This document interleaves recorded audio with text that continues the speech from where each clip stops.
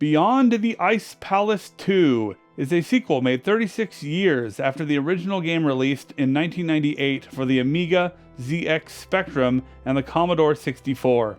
It is a 2D platformer and a combination of Souls-like and Metroidvania that very closely resembles in style and substance 90s Super Nintendo classics like Super Ghouls and Ghosts and Super Castlevania 4.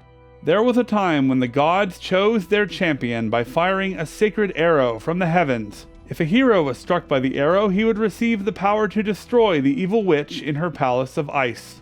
After he would vanquish her, the hero would be proclaimed king. However, someone stole an arrow from the very heavens and cast a curse on it.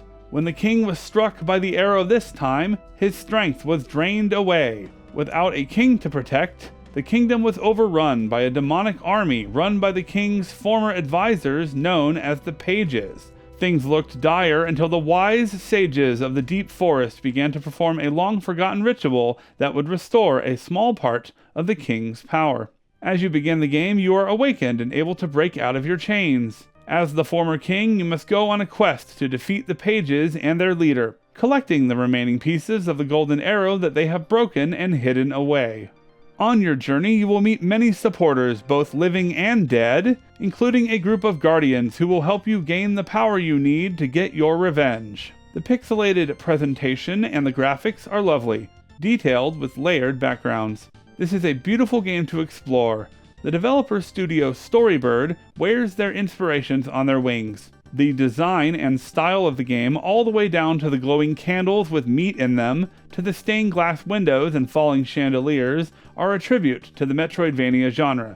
Beyond the Ice Palace 2 is a mostly linear game, but as you progress, get new abilities from the helpful guardians, and find keys for various doors, you can fast travel to any previous location to find new secrets and items. You will want to find gold to buy items from various merchants who sell permanent upgrades and helpful one-time use items. You will also find lots of chests with power crystals to upgrade your stats, 5 in all: HP, vitality, power, the amount restored by food items, and the duration of your rage mode. Any blue spectral circle or throne is healing, a bank for your gold, an upgrade site to spend your power crystals, and a fast travel spot.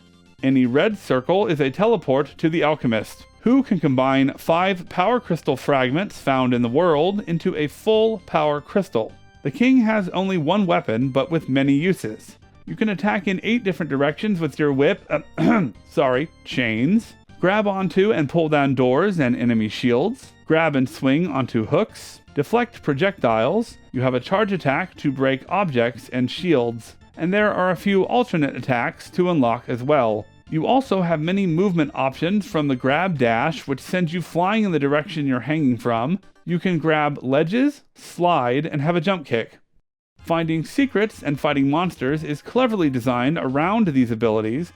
You have a stamina bar in this game. It refills a bit slow, but only certain moves use it, allowing you to do most of your fighting without worrying about running out of stamina. Your air dodge has a lot of range, but on the ground you can perfect dodge. Before an enemy attack hits you, you can dodge and the game will slow down, allowing you an extra hit or two. It's amazingly responsive, but has no iframes after it finishes. It doesn't stun the enemy, and if you're not careful, it's easy to collide and get hit, but it still works most of the time. The combat is a bit relaxed and easy to learn.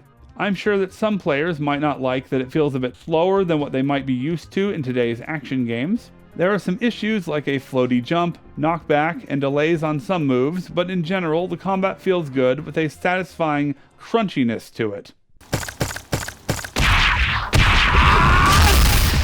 My favorite parts are the exploration and the immersive yet familiar locations. Enemies are also crafty, running away, moving back, and jumping across platforms. It's good to see some interesting enemy AI.